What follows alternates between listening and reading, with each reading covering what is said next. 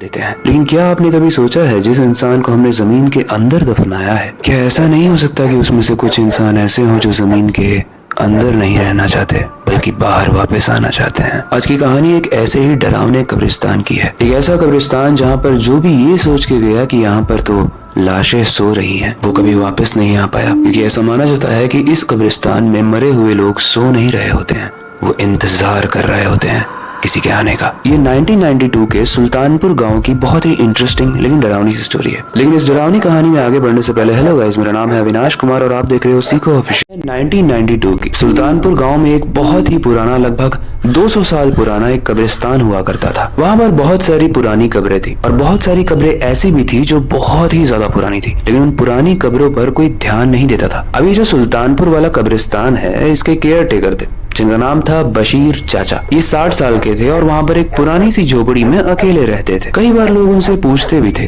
कि बशीर चाचा, आप यहाँ पर अकेले कैसे रह लेते हो, आपको डर नहीं लगता? तो वो बड़े ही एटीट्यूड में कहते थे, मुझे ना जिंदों से ज्यादा डर लगता है, यानी वो लोग जो जिंदा हैं, मरे लोगों से डर नहीं लगता। पर वो झूठ कहते थे, उन्हें डर लगता था, बहुत डर लगता था, क्योंकि वो जानते थे कि ये कब्रिस्तान एक नॉर्मल कब्रिस्तान नहीं है और कब्रिस्तान तो अपने आप में ही बहुत सारी नेगेटिविटी लेकर रखता है। अब इस कहानी में एक ट्विस्ट आने वाला है, इसलिए ध्यान से सुनना। उस साल उस गांव में एक महामारी फैल गई थी, एक महामारी जिसमें पहले लोगों को बुखार होता था, फिर उनकी स्किन नीली पड़ जाती थी और 3 दिन के अंदर उनकी मृत्यु हो जाती थी। उस वक्त डॉक्टर नहीं समझ पा रहे थे, और ये तो हम जानते हैं जब भी कोई नई महामारी आती है तो उसे समझने के लिए टाइम चाहिए होता है। एंड उस वक्त डॉक्टर्स को समझ ही नहीं आ रहा था कि ये क्या है। 1 महीने में लगभग 50 लोग मर चुके थे और सारे लोगों को उसी कब्रिस्तान में दफना दिया गया। लेकिन दफनाने के बाद कुछ अजीब चीजें हुई, कुछ डरावनी चीजें हुई। रात को अक्सर ऐसी आवाजें आती थी मानो कोई तड़प रहा हो, लेकिन जमीन के ऊपर से नहीं, जमीन के नीचे से। अब बशीर चाचा का काम था बस वहाँ की साफ सफाई करना।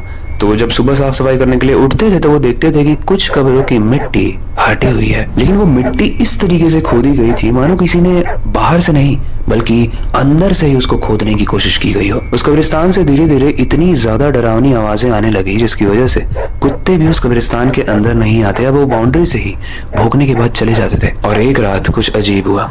रात 2 बजे बशीर चाचा को एक आवाज आती है, एक आवाज खोदने की। अब बशीर चाचा बहुत डर रहे थे, लेकिन फिर भी उनका काम था ये देखना। उन्होंने अपनी टॉर्च जलाई और कब्रिस्तान की तरफ चल पड़े। अब वो कब्रिस्तान जितना डरावना नॉर्मल टाइम में लगता है, उससे भी 100 गुना ज्यादा डरावना लग रहा था रात के 2 बजे। धीरे धीरे बशीर चाचा आगे बढ़ रहे हैं और आसमान से जो फॉग गिर रही है कब्रिस्तान पर, वो इतनी डार्क है जिसकी वजह से वो ज्यादा दूर देख नहीं पा रहे हैं। तो जहाँ से आवाज आ रही थी उसके बहुत पास जाना पड़ा बशीर चाचा को। और जैसे ही वो उस कब्र के पास पहुंचते हैं जहाँ से खोदने की आवाज आ रही थी, वो कुछ ऐसा देखते हैं जिसे देखने के बाद उनकी आंखें बाहर आ जाती हैं। वो देखते हैं कि कब्र पूरी तरीके से खुदी हुई है और नीचे से एक मुर्दा निकल कर बाहर आ रहा है। एंड गाइस, इस दिन के अगली सुबह बशीर चाचा की लाश मिली। उनका चेहरा डर की वजह से बड़े ही डरावने तरीके से टेढ़ा हो चुका था, जैसे उनकी लाश को देखते ही समझ में आ रहा था कि उन्होंने मरने से पहले किसी बहुत ही खौफनाक चीज को देखा हो। एंड गाइस, इसी दिन के बाद से लोग उस कब्रिस्तान से डरने लगे। लोगों ने ये डिसाइड किया कि उनकी फैमिली में अब जो भी मरेगा उसमें से कोई भी इस कब्रिस्तान में नहीं दफनाया जाएगा,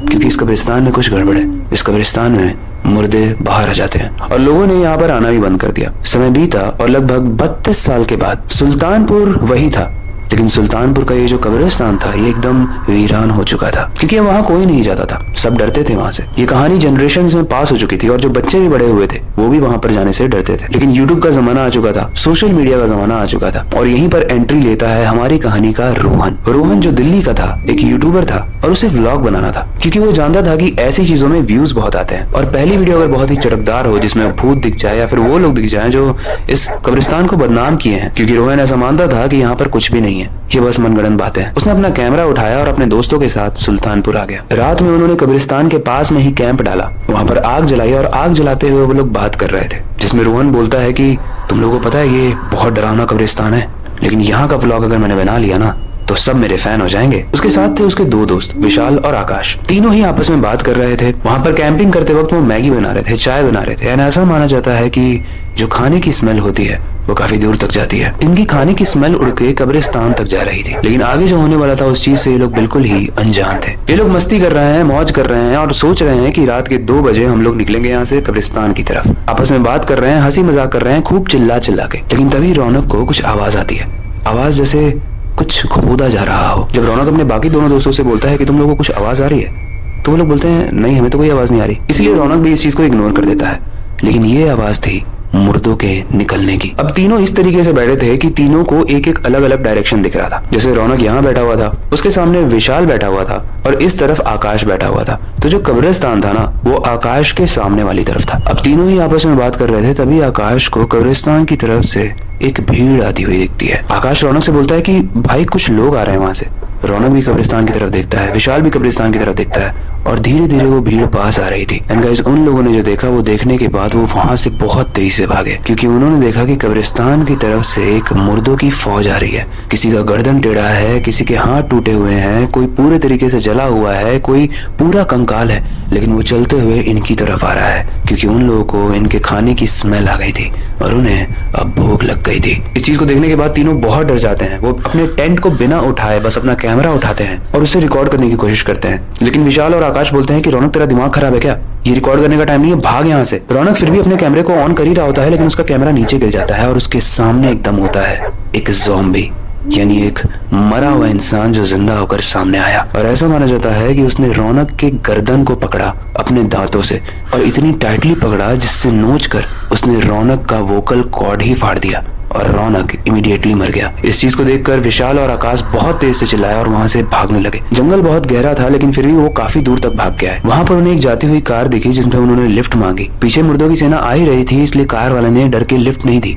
एंड गाइस ये दोनों भी मारे गए। ऐसा माना जाता है कि जो भी उस कब्रिस्तान में जाता है, जब वो मर जाता है तो उसकी मुंडी बड़े ही डरावने तरीके से टेढ़ी दिखती है अगली सुबह। एंड इन तीनों की लाशें भी ऐसे ही मिली। इस चीज को कार वाले ने कंफर्म किया। ये कहानी यहीं तक थी। और अगर आपको नहीं समझ में आ रहा है कि मुर्दा लोग कैसे जिंदा हो सकते हैं, तो एक कॉन्सेप्ट होता है ज़ॉम्बी का, जिसके बारे में आप जाकर और ज्यादा सर्च करना, आपको समझ में आ जाएगा। बाकी अगर आप कमेंट करते हो ज़ॉम्बी, तो मैं कोशिश करूंगा कि इसके बारे में और एक डरावनी कहानी लेकर आऊं जिसमें मैं ज़ॉम्बी के बारे में और समझाऊं कि ये लोग कैसे बनते हैं। फिलहाल आई होप आज की कहानी आपको इंटरेस्टिंग लगी होगी और डरावनी लगी होगी। ऐसी और डरावनी कहानियों के लिए मेक श्योर करना कि आप इस वीडियो को लाइक कर दो एंड आने वाले एपिसोड्स को मिस ना करो, क्योंकि उसमें डर का असली तड़का है। फिलहाल के लिए वक्त आ चुका है इस वीडियो को एंड करने का और नई सुपर इंटरेस्टिंग और डरावनी कहानी पर काम शुरू करने का। लेकिन जाने से पहले मैं हमेशा की तरह एक ही चीज कहना चाहूंगा, अपनी क्यूरियोसिटी को डाया मत होने देना, नई चीजें सीखते रहना, अपने बेड के नीचे और खिड़की के बाहर जरूर देख लेना।